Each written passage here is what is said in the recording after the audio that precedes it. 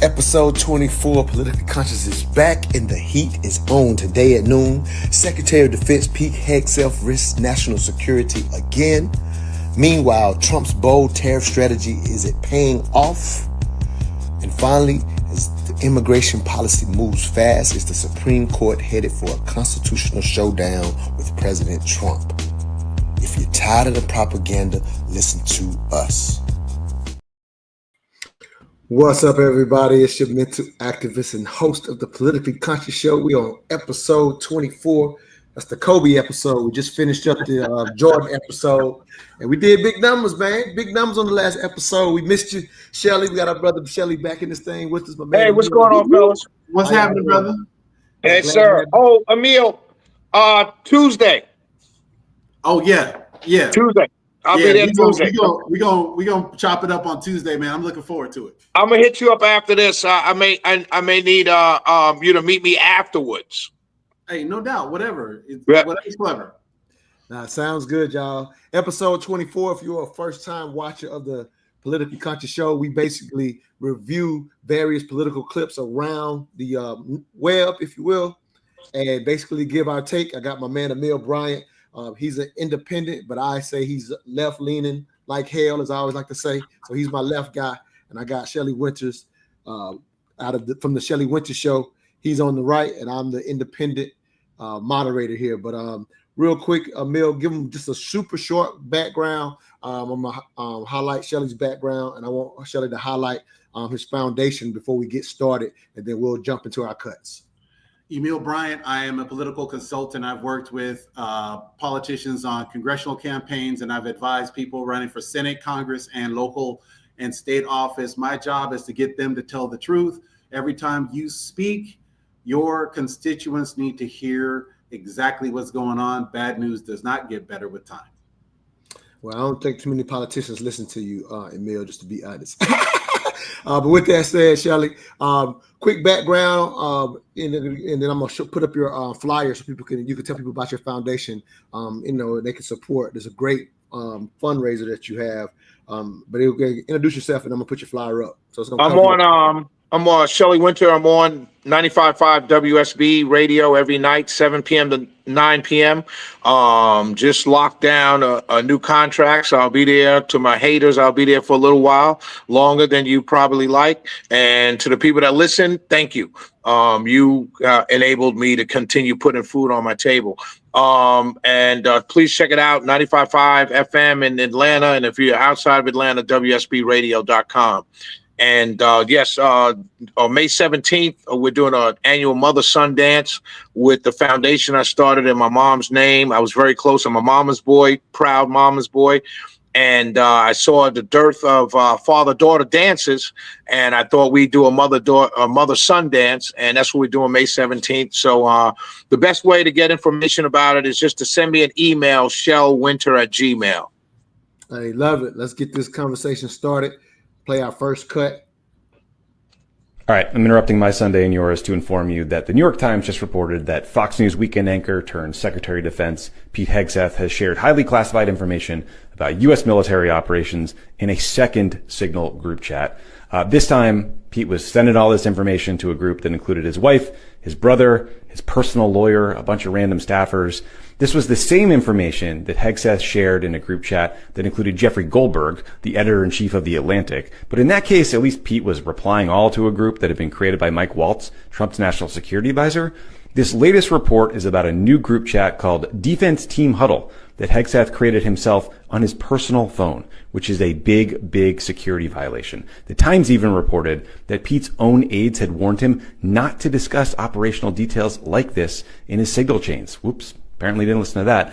The revelation comes as the Department of Defense is in complete chaos. At least 3 top aides to Hegseth have been pushed out in a leak investigation, leaving Hegseth without a chief of staff, deputy chief of staff, and senior advisor. And let's be honest, Hegseth himself is not remotely qualified for the job in the first place.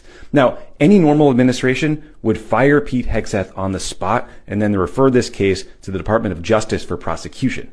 The Pentagon's Inspector General claims to be investigating whether Hegseth and his aides improperly used Signal to talk about all this stuff and share classified information. Hopefully this New York Times story will save them some time. So, Shelly, I'm gonna start with you. Can we finally fire the unqualified white guy, brother? So here's my take. Let me go back, if you don't mind, Emil. Of the Trump nominees for cabinet positions, Pete Hegseth was my least favorite. Right. He's always been my least favorite. Validated. He was nominated. He was confirmed. He's there now. He is the weakest link in trying to turn everybody. He's the weakest link to the Trump administration, within the Trump administration. And the media knows this, and that's why these are all, in my opinion, hit jobs, right? I no more believe the New York Times on this story than, anybody else. This is a clear hit job.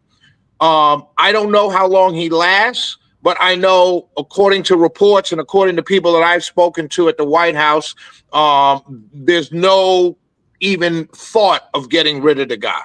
Now, that is twofold. One, you don't want to get rid of a guy within 100 days because it looks like it was the bad choice that I believe that it was. But secondarily, I don't believe that he's under fire for this. Remember, the Biden administration was the first administration to use Signal. Now, I know we had this discussion before, what he's saying on Signal. I get that. But my take on this is that this is more of a political hit job, which after, let's say they fire Pete Hegseth today, the next person they're going to go after is probably Kash Patel, which they just went after him with the job saying that he used a FBI personal jet to fly to a UFC fight and a college football game. So these are all design hit jobs. We know the politics of it. Conservatives did the same thing for 4 years against Kareem Jean-Pierre. It is the game. You know what I mean? It is the game. So that's the way I see this. I don't think the guy's going anywhere. He's got to do something. This is not egregious enough to fire him. I know you former military guys see it differently, but in the administration's eyes, this is not, let something go wrong operationally. Oh, and then he's gone. And these things would have been the lead up to him being gone, if that makes sense. Well, let me say the real thing about what you just said. And not so much, to be honest with you, to be fair, Shelley, I'm not looking at this situation like the last situation, just to kind of give some clarity, right? And so when you say the things leading up to, that's why as military guys, going back to the last situation more so than this one, that in itself, because of the risk of it, that's why we're used to being gone before you create an operational mistake. Like that's right. How we think. That's fair. That's fair. Guys, more so on the last situation, I respect and don't know enough myself. That's why I brought it to you guys. I'm going to throw it over to Emil. That this second one, I see your hit piece angle, and I'm not disagreeing with you because I can admit this situation isn't as direct, in my opinion, as the first mistake, which was enough, in my opinion, to go ahead and let heads roll. Emil, your thoughts? Oh no, it all smells bad. I don't care what you tell me. It is politics, but sometimes politics is right. Like I hate to say it, but this is one of those moments where the pressure is exactly the way it should be. This dude used Signal to talk to people who were not in the need to know. At the very least, although you and I, Montoya, agree, there should not be the use of Signal for sensitive DoD communications. People say the Biden administration did that, but look at the Biden administration's actual guidance. They were very clear, consistent with the Cyber Infrastructure and Security Administration's requirements, in line with the Presidential Records Act. You may use Signal, very clear guardrails. To use Signal outside of those guardrails is a violation of what Biden and what the CISA as well as the NSA said. Now, when you put on top of that civilians who have no need to know, who do not have a clearance, you are saying very clearly, I choose to violate the restrictions on classified data. Now, people are going to say, well, they're going to quibble and say it's maybe or maybe not classified data. I'm not quibbling. It was classified. It should have been treated as classified. And the fact that it wasn't technically classified means nothing. We have something called the essential elements of friendly information. EFI. That's information that if you gather enough of unclassified sources, you get a classified document. So even if it was essential elements of friendly information, it's still classified because it leads down the pathway toward potentially alerting people who should not know things to know things. Now you put that information in the hands of civilians who are not trained, who are not sworn to protect that information, and you have no more control over what's been said. Yeah, I'll just say That's this. fair. That's fair, Emil. Yep, and I'll say this, and we'll go to the next cut. Shelley, I'll just kind of say this, that unfortunately, and again, I wish his head would have rolled after the first situation, but this is the kid in Memphis using the gun signals. Anybody else can use the gun signals, but what's the basketball player that used the gun signals after his back? Ja Morant. Ja Morant. I couldn't think of the name. So that's what this looks like with him already being, in my opinion, and your opinion, the least qualified. He keeps playing with it. Right. He's not learning his lesson after what just happened last time. That's why I'm looking at it as a heads roll, even if this time wasn't as classified as I feel. Right. Like. I will say this. And I hate to do this. I really do. Especially, I hate to do it on my show. I hate to do it here. It's called whataboutism, and I hate to do it, but I have to. You're about to do it anyway, right? I'm about to do it anyway. When we pulled out from Afghanistan, it was by all accounts a debacle. Right. It truly was. We left billions of dollars of armament, weapons, guns, bullets, everything in Afghanistan. More egregiously, we left hundreds of translators that we have no idea what happened to them. And we lost 13 service members at a very chaotic withdrawal from the country. No one's head rolled at that. Not a single person got in trouble. Not a single person lost their job. And I'm not talking about Lloyd Austin. I'm talking about even the planners down the row. And so I know it's a whataboutism, but no one lost their job there. Conservatives were outraged, right? And they said heads should roll. The same way in which is going on now. The only difference is now this is a hit job on stuff. I get it as former members of the military, but these hit jobs are not operational. That was an operation that was failed by the Department of Defense and all the leaders of the Department of Defense in planning and execution.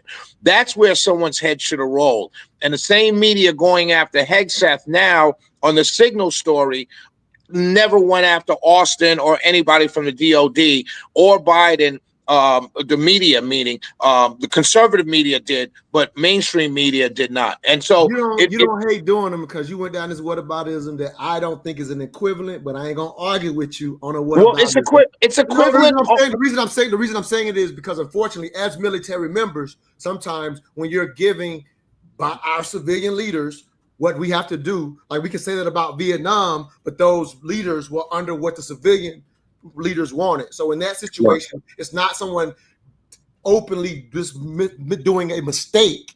We're not going to compare a whatism where you got the civilian saying, officers, you have to pull out now. And pulling out now is going to be huge mistakes because they made them pull out now. Just like us going into Vietnam, we now, in retrospect, say we didn't make the right moves. No, can't blame those generals. I'm not.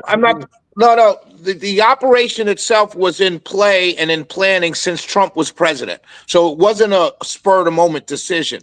The point I'm making is that it's the reason why it's apples to apples is because it's the DOD. One is in execution of an operation that costs lives, money, and resources. The other is a conversation had on Signal that one can argue whether or not it's a. And my bigger point. That part clearly. Yeah. And my bigger point. Hold on, Montoya. My bigger point is it's not fair what you're doing. What I'm saying is, in that situation, are we having people in the execution? Nobody's being highlighted that they made a mistake in the execution. That's different. Like I know that one's operational and one's not. Like that, I hear you clearly on that. But it's not that we don't have a pinpoint general who made an execution mistake by not following an order within the military. Doing an operation badly is not something that Do you understand what I'm saying, Emil? Like, No, not at all. I don't. What I'm trying to say is, I'm not the heads rolling part. I'm not saying anyone's head should have rolled after Afghanistan withdrawal, and I'm not saying Pete Hegseth should roll. What I'm saying is the coverage of it by the same people that are telling me Hegseth should be fired, not you two. I understand what you two are saying. The same people that are writing stories about his wife follows him around, he has a makeup studio in the DOD. All of these are hit jobs, right? But that same media apparatus did not do any kind of this reporting. Because there's not a mistake made, even though it's a bad operation. There was not a right. mistake to made. me, it's apples and oranges. I get what you're saying, but I just don't agree that it's the same. General McKenzie and General Milley went in front of Congress and said, we screwed that up. We could have done that better. General McKenzie very clearly said, it was after his retirement, but he said, I bear full responsibility for that mistake. But it wasn't a pattern of mistakes. It was that one thing that happened. You say, well, there was a bad handoff between the administrations. We know that. It was a bad deal negotiated by Trump. He let a bunch of people out of prison that he shouldn't have let out, at least not in the timing that he did. And all of those things came up to, now here's this turd, shine it. And when it came down to shine it, they couldn't. And they took responsibility in front of Congress and said, yes, we own this. We messed that up. Do I hear Pete Hegseth saying, I own this, I messed up? Am I hearing him say, no, never do that again? You're not going to hear that, because I think very much, just in going back to what I said about a hit job, I think very much in Pete Hegseth's mind, he hasn't done anything wrong. And I think the reporting on this, the reporting on this is what we're going on. We're going on the reporting from known outlets that have animosity towards this administration. I'm not saying they're lying. I'm not saying that. I'm just saying that I'm not going to fire Pete Hegseth because the New York Times wrote an article. You should fire him for not keeping classified information classified. And that's it. But listen, hold on. Remember, let him finish. Remember, we were on here talking about the first time, right? Well, what happened? They found the three guys that allowed a Jeffrey Goldberg to be on there. They walked them out the door, like immediately. As soon as they came into work, they gathered their stuff up at their desk and walked them out the door. That's what you do. Those people, their heads rolled from the first Signal story. We'll see what happens with this one. But to say that Hegseth needs to go, no. Like the guy said that you played the clip, Pete Hegseth didn't set up the chat group. That other guy did. And what happened? They walked him out the door. 3 people lost their job from that. My point is, not a single person, even the guy that after he retired, got his pension, went before Congress and said, oh, yeah, I messed up. Well, yeah, I'd say he could say whatever he wanted to at that point. Everything's locked in. But after that, you don't understand a 4-star general when you said that. You do not understand the mentality of a 4-star general when you said that. It doesn't matter. I'm saying is after you've retired. After you've retired, that's not how they think or work, sir. All right. Well, 40 years that's fair.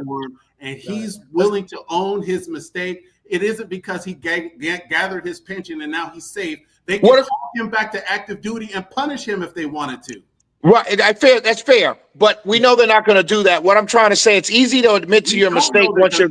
We don't know that until after the testimony is given, because if he says something that requires it, they can go to a formal investigation, bring him back on active duty, and punish him for that. We don't know that until after the testimony is given. I can tell you why I do know that.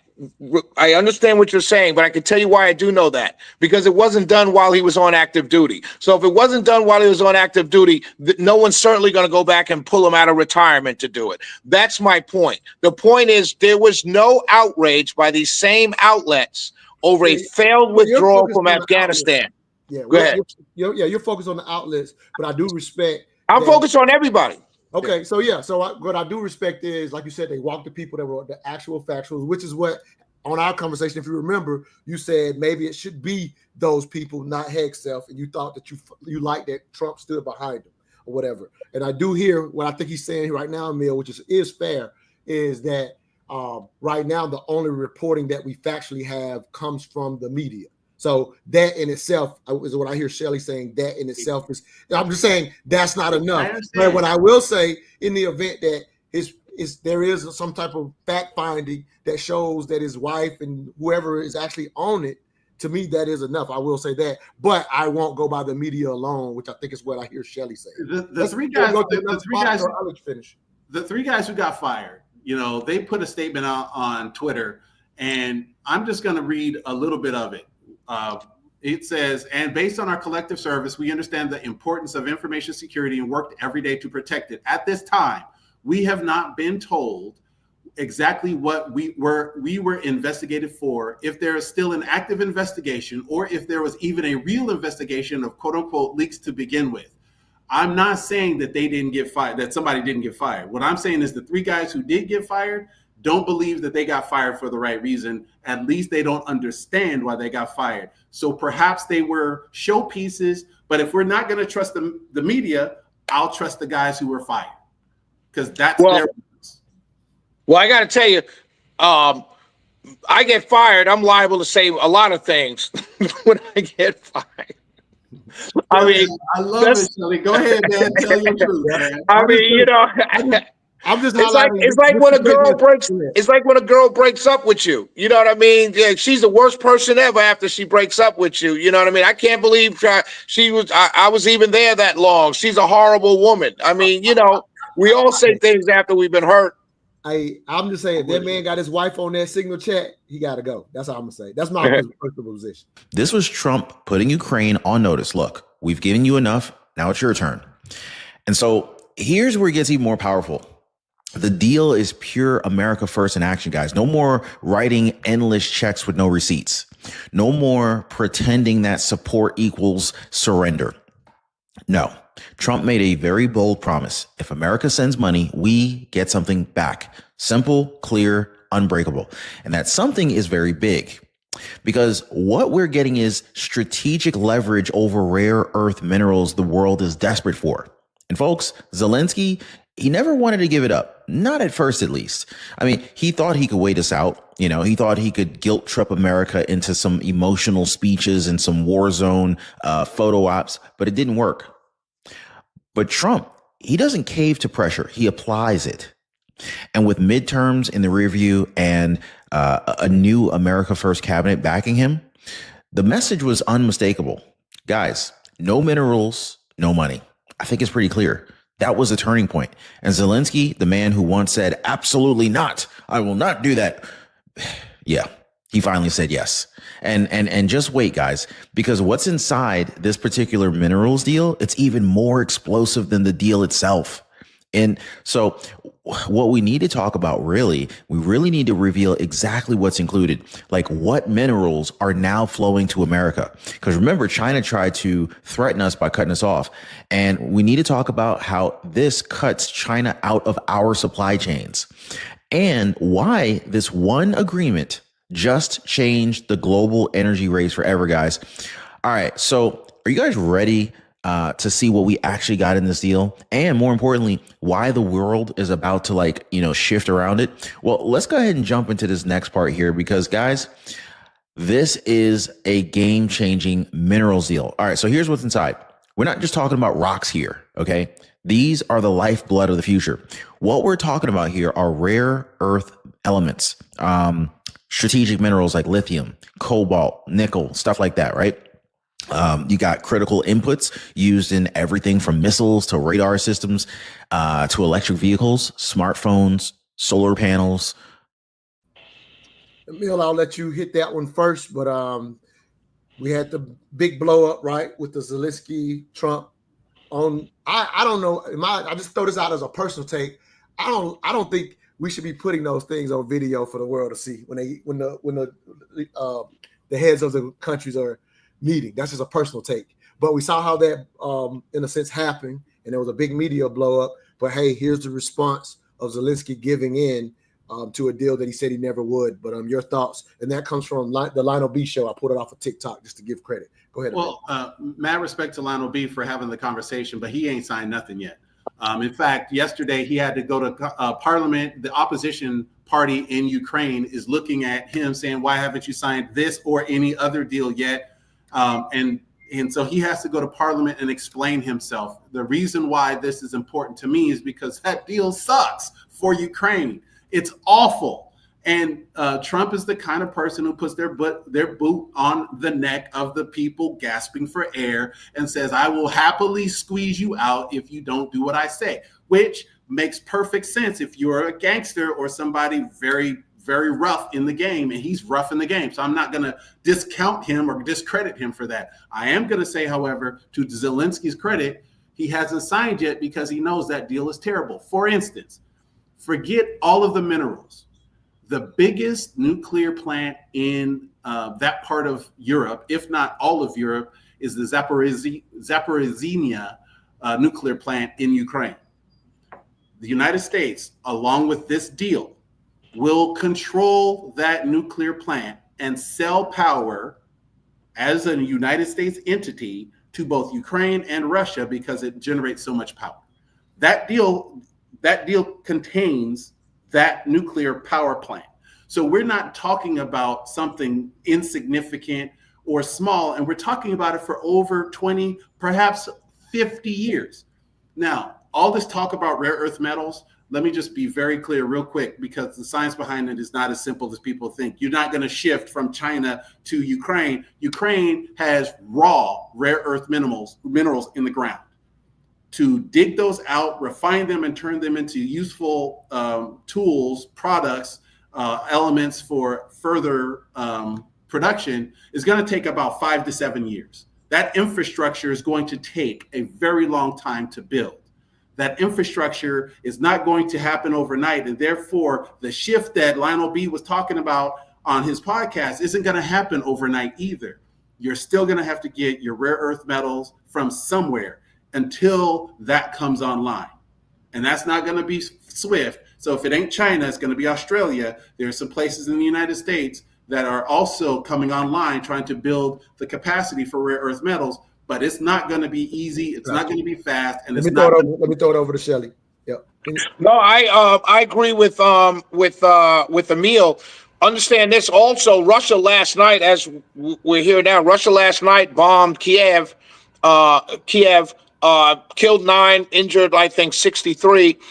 Trump tweeted out to Putin, basically stop. He's mad at both of them. And the feeling that I'm getting is it's not even about a peace deal. Neither one of these people want this war to end. Zelensky benefits from staying in power and getting money from the U.S., not personally, but money coming in. The Russians, the last thing Putin wants to do is have America in his backyard digging for raw materials. He doesn't want that deal, and because it just strengthens us, and we're in his backyard, and there's nothing he can do about it. So, Trump is doing his best with an impossible situation. And I wouldn't be surprised if we don't hear, what's today, Thursday, if we don't hear in the next 48 to 72 hours, Trump just pulling out and saying, hey, you guys do what you got to do. Just don't impact anybody in NATO, and just keep the fighting between yourselves and kill each other. We don't care. Because that would be my next negotiation. Like, all right, you know what? Ukraine, you get nothing. Russia, we keep our sanctions on you that we have going on. And, we're out of this, and leave them to just bludgeon each other and call it a day. Yeah, I would say that response for me, I mean, I'll let you respond. But I understand what Shelley's saying just from the standpoint of how much money has been spent. Like, we don't necessarily keep up with it as, everyday Americans. I don't keep up with it. But whatever that number is, it ends up being like a ridiculous number. And then we also, the propaganda of that number of however much money we've spent on Ukraine over the last so many years, the propaganda gets revealed back to us as the American public as, look at that money spent over there versus that money could have been for us. And so it's just a big misuse of the propaganda of it. And so I definitely understand where Shelley's going with that. I don't know. He's just guessing that will be the next negotiation tactic. Absolutely. Yeah, guess. Yeah, he's just one quick thought so we can go to another cut. That's fair. I'll just say that they went to Paris. Marco Rubio and the foreign, I think it's Lavrov, were in Paris doing their talks, and then they were supposed to go to London and do some more, and then Marco Rubio was like, "Now we're done." See, the thing is that Putin will often pimp the game and play the system, and he'll say, yeah, it's ceasefire, and then all of a sudden you have rockets and bombs falling in Ukraine, which doesn't lend itself to Zelensky saying, yeah, okay, I believe that there can be a ceasefire. Remember, Ukraine, in order to win, has to go 20-1 in battlefield casualties for the rest of this conflict. That is an impossible task. So at some point, Zelensky's going to have to agree that whatever Russia took ain't coming back, or that they can negotiate something that allows for some of that land to come back to. But for the most part, Russia is just going to say, I got it. What you going to do about it? And he's going to wait you out, because Putin has the numerical advantage and will maintain the numerical advantage for the foreseeable future. As many casualties as they've inflicted, Russia still is willing to go gangster on them and say, I still win. I'm still here. All right, let me shoot to just a quick commercial, real quick, 30 seconds, y'all. We'll be right back. On April 27th, Mental Dialogue Black Level and AMD Associates brings you a curated event for book and wine lovers, Books and Bottles. Bring your favorite books to share with others. Join us as we enjoy coloring therapy and writing prompts and networking. Sip curated wines, mingle with brilliant minds. Come for the wine, stay for the vibe. Dialogue and connect is what we do best. Reserve your spot now at mentaldialogue.com. All I ask is that you think. Hey, I wish you was in Atlanta with us, Emil. My friend Shelly going to be at the event on Sunday. Go to mentaldialogue.com to hear more about books and wine. If you have a product or service you want to get out to the smartest audience in all of radio, check us out at mentaldialogue.com, and we can set you up with a quick commercial as well. But let's talk about Shelly's favorite subject with this cut right here. He loves talking about tariffs. It finally happened. After years of mocking, stealing, and manipulating the global economy, China is officially on its knees. That's right, guys. The CCP is panicking, and the proof, it's undeniable. I mean, they're now publicly begging President Trump to end his brutal tariffs. But here's the twist. President Trump, he's not even answering the phone. So this is the moment that they never thought would come. 130 nations. Yes, you heard that right, guys. 130 nations have now rushed to the negotiating table, desperate to avoid the same fate that China is facing. And in Beijing, let's just say the silence from Washington is louder than bombs. So, folks, what you're about to hear is the most savage trade power play in modern history. And it's not just about the tariffs. I mean, we're talking about America rising again. We're talking about factories coming home, China losing its grip on the Panama Canal, and President Trump literally cutting the puppet strings of the global elite. And get this, guys, we've got the receipts. We're going to hear from Peter Navarro, UAW's top brass, and even President Trump's administration's secret plan to turn Panama into an anti-CCP fortress. Ladies and gentlemen, this is not just a trade war. It's economic warfare, and we're winning. Now, if you guys appreciate the daily news updates, hit the like button and subscribe to the channel. I really do appreciate the support. Seriously, guys. So let's go deeper. Let's go deeper into what's happening right now, April 15th, 2025. By the way, if you haven't paid your taxes, go ahead and get your taxes paid because they're due today. It finally happened after years of mocking, stealing. We got Lionel B giving us his take on China caving. Shelly, I'll let you respond. And I'll say this real quick.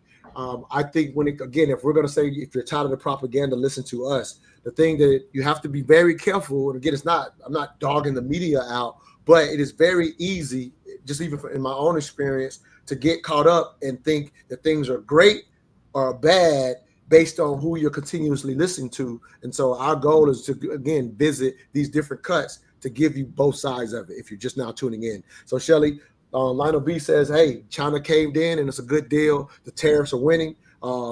Trump actually on X tweeted out that, hey, the tariffs are big and beautiful. They're working. So your thoughts on currently how the tariffs look to you?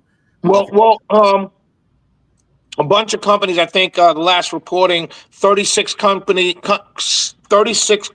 right now this week have been meeting, trading proposals, negotiations with the Trump administration.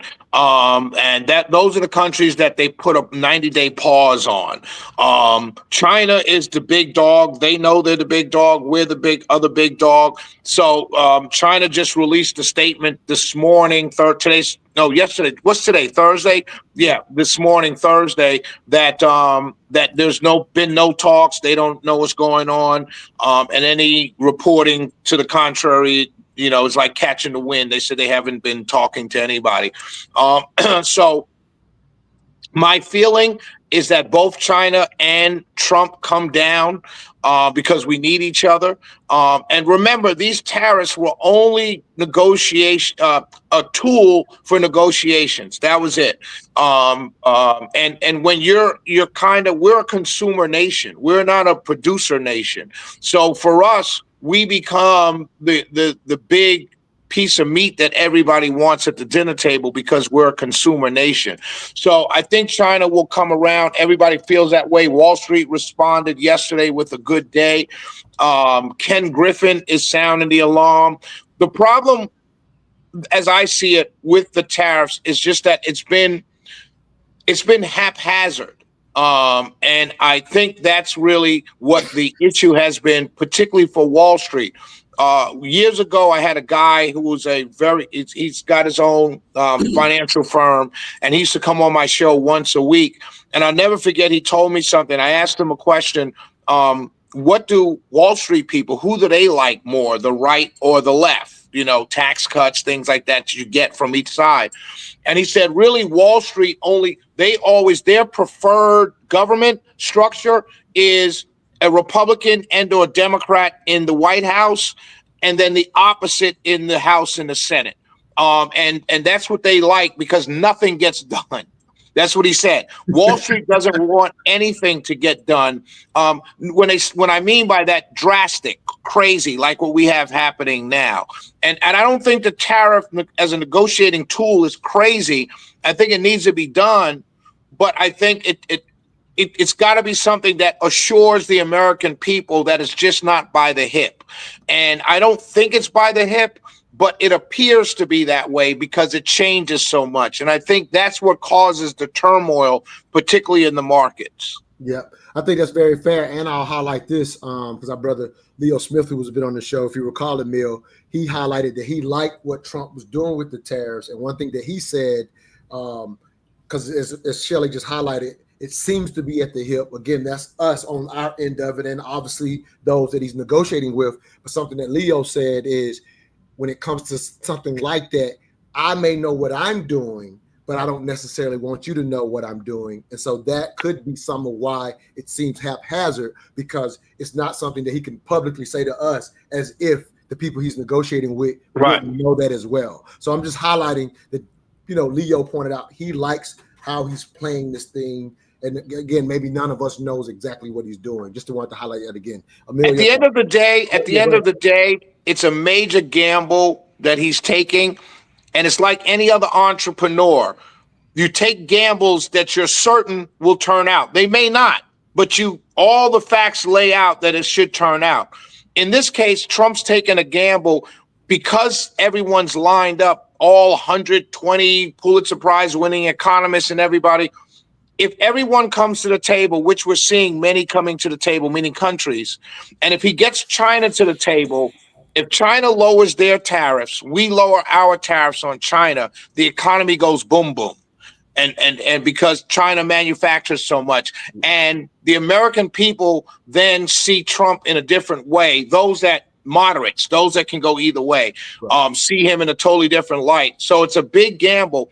I just need it to work before we start midterm elections in 2026, because we have a governor's race in Georgia and a Senate race.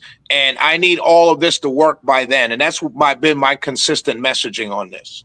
All right, Emil, your thoughts, brother. Yeah, first of all, I don't know how Lionel B could conclude that China's cave, when China very clearly said we're not doing that, and that wasn't politics. The numbers bear that out. There's nothing about what China said or done that indicates they're going to cave. In fact, the look I see from my perspective, which is hard because I'm only following the facts, he instituted these crazy Liberation Day numbers. A week later, he puts a 90-day pause on it, and then everybody's rushing to the table.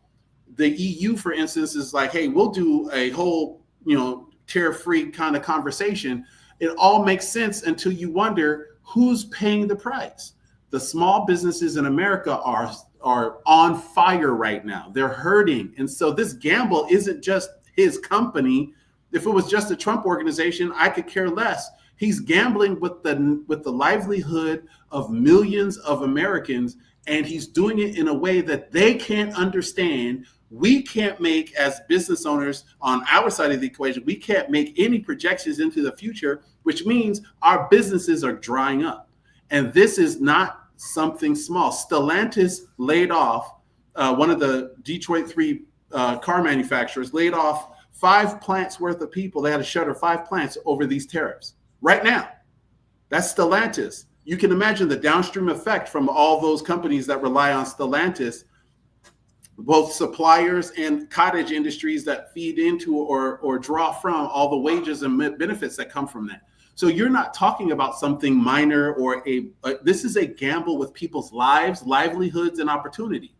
And it's not going to come back overnight as easily. So I do not see China caving, because China, the other big dog in the equation, has already said, bet me.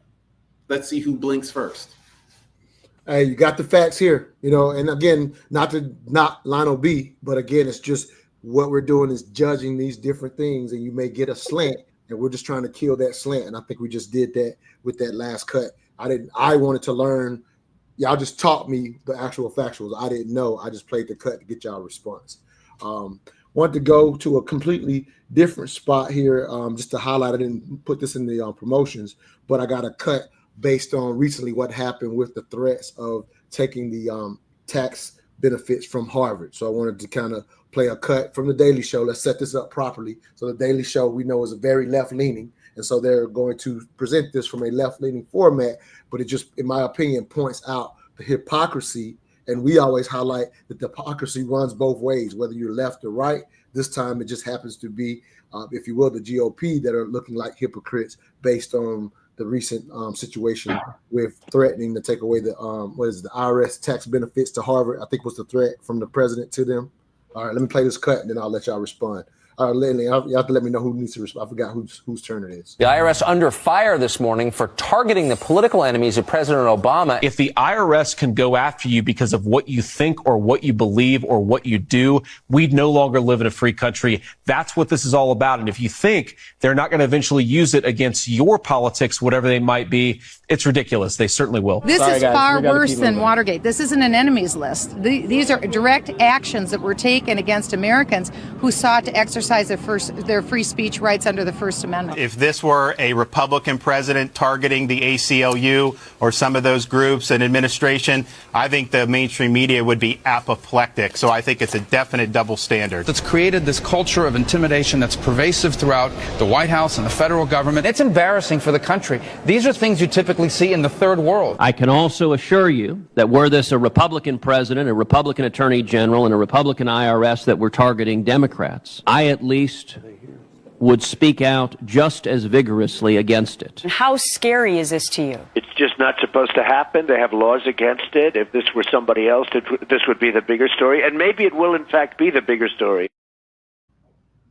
So you got the Daily Show showing the reaction to, I think, the Obama administration. I think those were cuts for the Obama administration highlighting some IRS issues with their political enemies. And so the Daily Show is saying, let me show y'all the hypocrisy of all these people, what they said at that time. And now it looks like it's the same thing going towards Harvard. I don't know whose turn it is to respond. So whoever's first, go ahead and just kind of respond to. I'll go quick. I agree. I don't agree with, I've said this publicly on my show. I don't agree with kids being on student visas being tossed out of the country because listen. First of all, I got an award from what's called the White Rose Society for my pro-Israel stance. I am pro-Israel, right? Let me get that out of the way. Understand, these kids are being thrown out of the country while going to school, in the middle of going to school. It's two different things. I know we're talking about Harvard, but in the middle of going to school for protesting our ally. They're not even protesting America. They're protesting our ally, right? So the whole idea about they hate America is gone because they're protesting Israel, not us. That's the first thing. Harvard is a private institution. I don't agree with the government. I'm conservative. I'm a true conservative. I don't agree with the government coming to a private a private business, school, whatever, and telling them what they can and cannot do. Now, the argument will jump in from conservatives and say, well, then they shouldn't get taxpayer dollars. Well, it's not them getting taxpayer dollars. In many cases, it's the student getting taxpayer dollars to pay to Harvard to go to Harvard. The research and development, that's for all of our benefits. They're researching cures. They're researching inventions. They're researching things. You know, the universities were the ones that researched the internet. So this idea that they shouldn't, what they should or should not get based on their political view. Now, someone said to me when I said this on my show, it's a fascinating question. What if Harvard were allowing, say, MAGA students, for lack of a better word, I'm just using an example, to protest African Americans in protests and in rallies and everything else? Would my stance be different? And I would say absolutely my stance would be the same. However, the media stance would be entirely different. I agree with you on that. Mill, your thoughts on like I say, not just the hypocrisy. It's for me, it's really just pointing out how, unfortunately, our politicians literally could just waver based on what side they're on. And That's everybody. Right. That's everybody. Right. So it's why we have such little faith in, are they actually there for us as the people? And so, I don't want to just rail against them, but this is just this is exactly First that Amendment. That's why why it had to be brought 100%. This is First Amendment. You're 100% correct in that, Montoya, that it is one of the reasons why Congress has one of the lowest confidence ratings of any institution in America, because you can see with your own two eyes the two sides playing one another for wins, likes, lottery tickets. I don't know what it is that makes them do this. This is why, as a political consultant, I'm like, tell the truth, tell it as soon as possible, get it out of the news cycle and go on about your business, because you'll be fine. What happens is these guys are trying to play the fence and they're losing. And the IRS has been weaponized for a very long time. It ain't new. It's just more blatant today than it has been in the past. President Obama's IRS settled with the Tea Party, 428 Tea Party groups for $3.5 million because it had been targeting conservative organizations. They were looking for fraud under the Tea Party name, which caused a whole lot of problems, but they weren't being down the line, nonpartisan as the IRS. They were looking for something, they found it. If you go back to the second Bush administration, there's proof that that IRS was weaponized and targeted liberal groups. And so both liberals and conservatives have been targeted by the IRS, typically for fraud. But in this case, the president looks like he is directing the IRS to do something it has never done before, which is a very direct, I will threaten you with this punishment if you do not follow my edict. That is something different. So I want to be very clear that the IRS is messy. It has been messy, not just because we don't like to pay taxes, but because the IRS has been messy in the past. But rarely is it under such a direct order from the president who says, I don't know if you're going to keep that tax exempt status if you keep acting the way you're acting. Now, to Shelley's point, because I agree with him wholeheartedly, in a nation that is supposed to be a representative democracy, right? We're not a direct democracy. That's called mob rule. We're a republic, which is a representative democracy. You have certain rights. One of them is called due process. So you can't just say this person, even if they're an immigrant, even if they're on a student visa, where their behavior by their own signature has to be of a certain conduct, of a certain quality.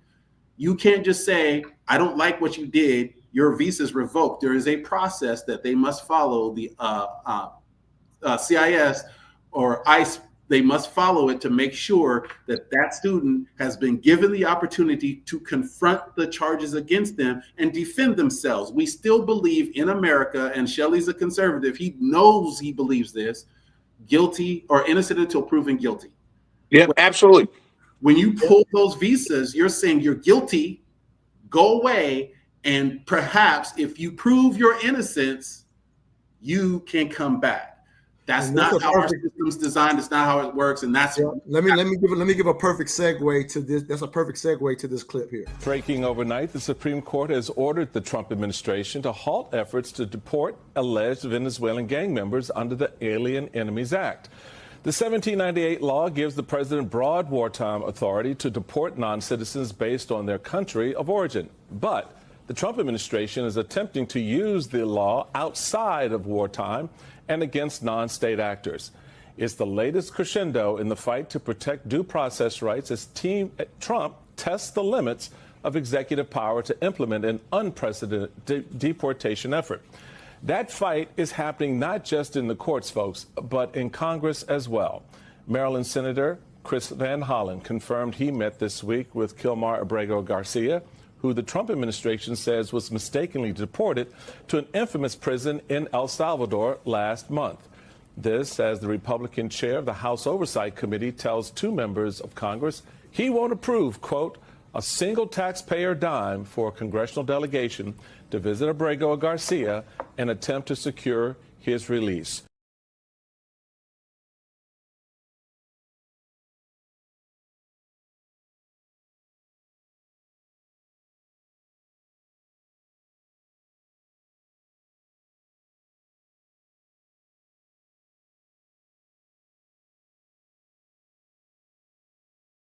Steele. I think Shelley dropped, not Shelley, but Montoya dropped Shelley. So I'll just go real quick on this one because I am a big proponent of Article 1 of the Constitution. Congress must declare war. In fact, ever since the War Powers Act, I think presidents have used military force way too liberally. It is one of those where if you want to call me a liberal, this is where you can find me way out on the liberal side. The use of military force needs to be less and less judicious. It has to be so restricted that we are really thinking through, have we exhausted all the other means for war? And the reason why this is important to me is because the Alien Enemies Act is about a war that Congress should have declared so that we can then identify the people in this country who come from the country upon whom we have declared war, and we can remove them as potential threats. That's why the act was written. It was also written in as part of what are called the Alien Enemies and Sedition Act, and the sedition stuff was taken out because it was very draconian on U.S. citizens. So those acts, now just known as the Alien Enemies Act, require, in my opinion, based on what I've read of it, because I've read the whole thing, you have to have a declaration of war. Congress has made no declaration of war against Venezuela. The War Powers Act gives the President of the United States 48 hours to inform Congress of the use of military force. I have not seen a use of military force. I have not seen an authorization for the use of military force from Congress to allow the president to do some of the things he's doing under the Alien Enemies Act. Therefore, what the Supreme Court says, I agree with. They're not supposed to be gone without proper process. Now, if they're found guilty or whatever the immigration courts say forces them to be deported, send them back to Venezuela, no problem. But make sure they go through a due process, because from what I see, we're taking a lot of laws and smashing them into a ball and then throwing that in the trash and saying, this is what I want. And I don't like that. I don't like it for immigrants, and I don't like the potential it has for citizens. Shelley? So real quick, Shelley, real quick, because I wanted to play this and I got knocked off. Let me just not something I'm playing. I just want to show, because I thought this was funny. You put this up on your page, and I actually agree with this. But I want to show it before you actually go. Give me 1 second to pull it up. I'll show it right. It's just a little quick overlay. This is something you put up on your page. I thought it was hilarious. Says Democrat congressmen didn't travel to North Carolina for hurricane victims, but will go to El Salvador to help an MS-13 gang member. Said it would be great if just one Democrat would do one thing for the American people. Obviously, that's a lean, but I thought it was just something to put in perspective. But go ahead, Shelley.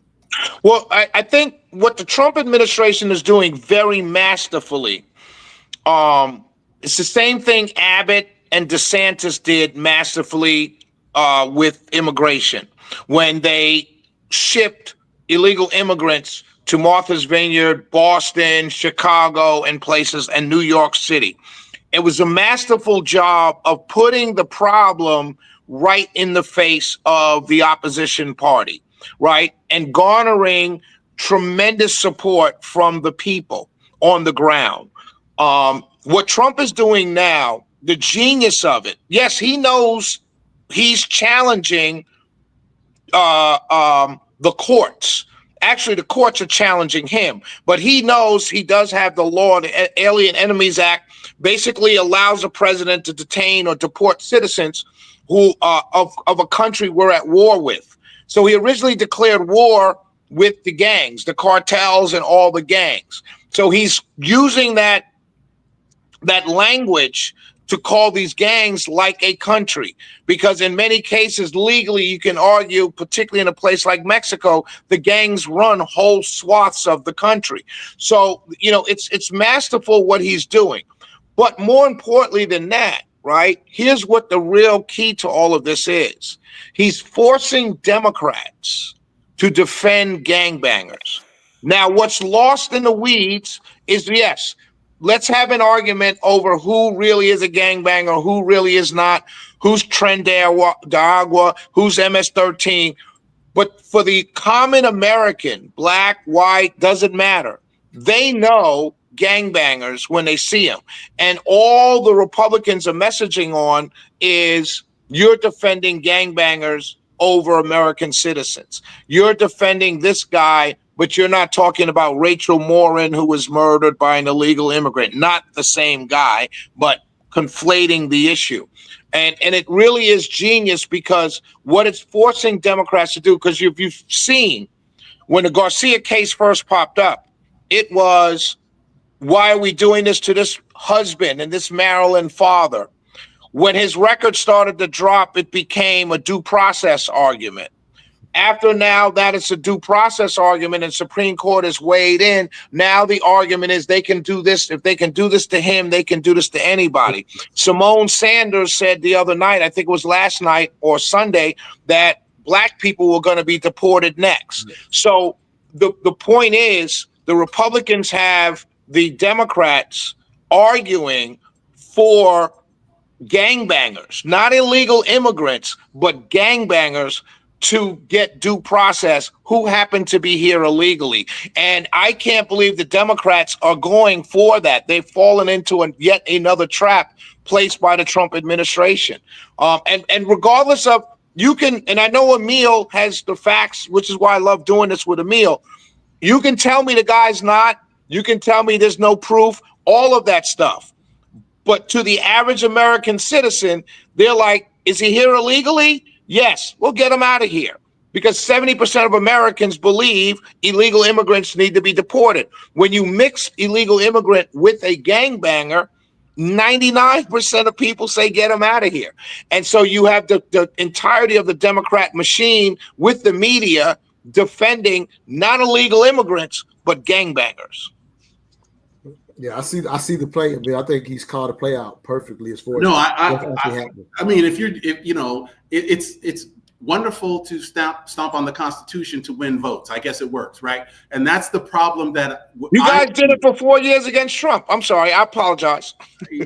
I don't think so, because I saw Trump in the court of law defending himself against charges against him. That's the way the system's supposed to work. Whether we like that, I don't know, but that's the way it was working for him. It should work the same. Here's the problem. And I see exactly the public relations debacle that the Democrats have fallen into. I, for once, agree they should probably fall into it, because it's a slippery slope and it's far too easy, because now you hear trial balloons floating out of the White House that he wants to send American citizens who are hardened criminals to El Salvador, right? You have reports, Mike, of what's his name from Prince, Eric Prince. Eric Prince is advocating making parts of El Salvador United States territories so that you can send people to prisons like CCOT. I'm not saying that Congress is buying that. I'm not saying the White House is buying it, but you can see the marriage of those concepts coming together. Who are they going to send to these concentration camps called prisons? It's not just going to be gangbangers. Or if there's no due process, the question we have to answer is, how does someone get the label gangbanger? Is it because of tattoos? I don't have any tattoos, but I know almost everybody I know has a tattoo. Is that going to be the marker? What's going to be the marker? And let me jump in for the sake of time, because I want to respect y'all time. Yeah, I want to respect y'all time. If you have an extra 10 minutes, I'll take it, just as we call that extra innings. But what I'll highlight, Shelley, what I'm always highlighting when we're getting into this, because I love how you broke down the argument, just kept elevating. Well, now that it's this, let's move it to this, right? You've always heard me consistently. You've known me for a long time, Shelley, in the mill. We went to school together. But I'm always concerned when due process in itself becomes played with, because we don't have a history as African Americans of that being in our favor. So while I agree with your personal post on your page about somebody leaping into, oh, this is going to start happening to Black people, like there is a level of ridiculousness in there, but there is some history. And again, I'm not even trying to continue that thought, but I am always concerned when the legal process does not give due process, because that has historically always hurt us. So if you go ahead, Shelley. Yeah. So let me say something. I said a long time ago, and I got hammered for saying this. I said a long time ago, the way in which our communities are headed, right? The chaos, the dysfunction, a lot of the lawlessness, the anarchy, the way our communities are headed, there's going to come a point in time where we have in America no-go zones like they have in many countries in Europe, where the police just don't go there. The community polices itself. Whatever happens there, it happens, right? We're going to have that in our communities here in America not very soon, but it's going to happen. Mix that with AI technology, which is taking away a lot of jobs. Mix that with a declining world where meaning the globe is getting smaller, right? You can now call someone clear across the world and see them on your phone and have discussions with them. You can conduct business. You can buy something from Russia, ship it here and sell it. You can grow fruits in Colombia, put them on a boat and send them here and export them to America. The world is changing by the hour. What happens to the gangs, the criminals, the drug dealers that live in our country now? What do you do with those people when you've got land being used, resources being used, water being used, food being consumed, the government paying for many of their children coming out, the government paying for their education in an increasingly tighter world for tighter resources? What do you do with the bad behavior? Now, we can jump up and scream and yell, Black people are next. I would argue to Simone Sanders, if I was sitting there, I would say, no, sister, it's like the old Chris Rock bit. There's Black people, and then and if anybody comes for, when you say Black people, it's going to be the bad behaviors. Now, we can argue whether that should happen. It's a philosophical argument to have. Do we start to look at that possibility? Because trust me, right now we have youth in our country where jail is a viable substitute for living on the street with no home, no job prospects or nothing, right? So does a jail in El Salvador change that dynamic? My point is, everything I just said is to get to this point. We need to be having a discussion within our communities, not looking outside, but we need to have a conversation in our communities to say, hey, that can be you, not black people. Simone Sanders said black people can be next. Yes, it can be black people, but it wouldn't be Emil. It wouldn't be Emil's friends with tattoos. It wouldn't be me or my friends with tattoos. It'll be the guy that has a tattoo saying Crips, Bloods, rolling 60s, whatever it is. And so that's the conversation we need to be having within ourselves, not yelling at the outside community, because trust me, there are black people who will not be mad at seeing drug dealers and gangbangers shipped out of the country for committing crimes, heinous crimes. Let him. And that's a philosophical discussion by Shelley. That's not. I'm not calling for it. I'm not yelling for it. I'm saying that's the. I just want to let Emil respond, because this is like for me right now. We're in the consciousness of politically conscious, right? So I respect the thought. I just want to hear Emil's response, because I don't even know that we're arguing now. We're just having a conscious conversation about all of this. Emil, your response to what Shelley's talking about. I see a lot of truth in what he's talking about. My guess is you're going to be concerned about like we typically are, some of the issues when it comes to the laws, but I definitely see a lot of truth in what he's talking about. Go ahead. I mean, you could go back to the early 20th century, late 19th century, and you would find vagrancy laws, and that criminalized presence, right? If you were just walking the wrong way, we can come forward to the 90s during the crack wars, when black communities were clamoring for justice because so many stray bullets were hitting so many people who had nothing to do with the wars on the streets. But 30 years later, we now know mass incarceration, which was perpetrated by a Democratic administration and a Democratic Congress, responding to some very ugly situations on the street. Now we know black people suffer today because of that. I'm not willing to bet again that even though our community needs more resources, that the result of those that call for resources is more policing and sending people offshore to other countries so that they can get whatever form of justice the American government says they should get. Should we stop this? Yes, but I'm looking at it sociologically. That is that you've got to look at the resources, the reasons why crime exists. It is a one-for-one correlation, jobs versus crime. When people have jobs, you have less crime. So if you want to stop the crime problem, deterrence doesn't work. That's why people still kill people, even in states with capital punishment. You have to solve the problem at the root, and the root is jobs, education, healthcare, and training. Once you have that solved, crime goes down. You want to send people overseas to other prisons, you're doing something completely different, and I don't like that. Yeah, at the end of the day, there is not enough history for me to trust that the expansion will not extend above and beyond simply the troublemakers. And that's been the history.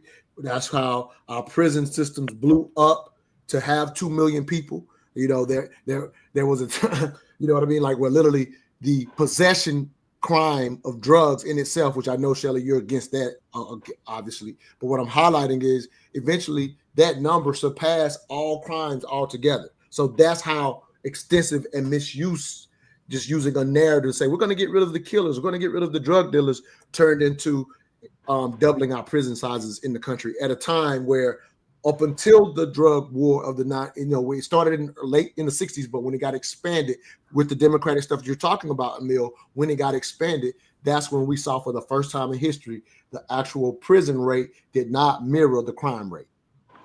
Right. So that's the risk of these times. That's how you get, in my opinion, Shelley, someone like that young lady kind of making a statement that is kind of nonsensical, but there's history for why people can make that leap when they haven't given a lot of thought about it. So that always concerns me. Hey, my phone's on 5%.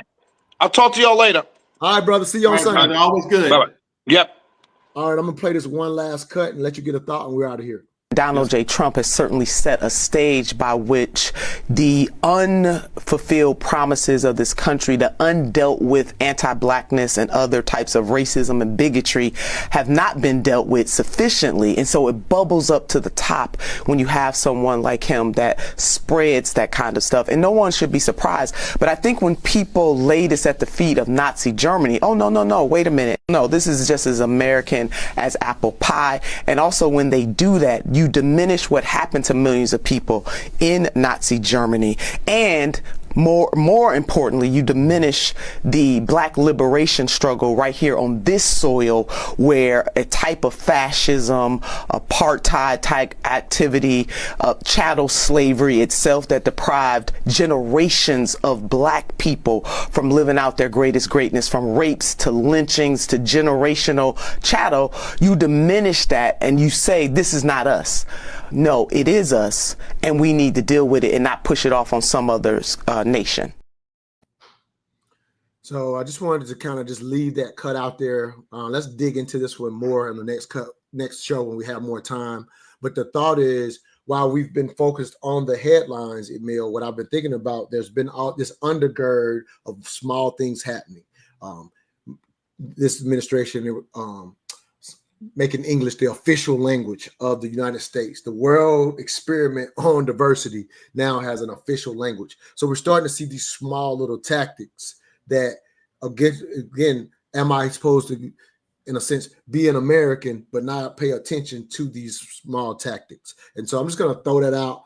Give a quick thought, but if you think it's worthy, I think we should dig into some of these smaller acts that don't make the bigger headlines, but there's enough of them now, in my opinion, that have added up to where we should have a conversation on this show with, Shelley or Leo, for that matter. And again, we're at the end of our time, so I won't go too deep now. Montoya, let's chop it up on those smaller laws, because I think that's, the devil's in the details. And one of the challenges we see is that the headlines are really bad. And sometimes those really bad headlines do need our attention. Some of it is sensationalized, but the press doesn't have to sensationalize as much as it used to, because this stuff is really sensational. It's really kind of rough and ugly. But underneath all of that, there are some machinations and some little maneuvers that are actually changing the tenor of our nation in ways that'll be very hard to detect unless we talk about them. So I'm willing to have that discussion with you, because those little things are beginning to add up, and you won't see their effect for 5 to 10 years.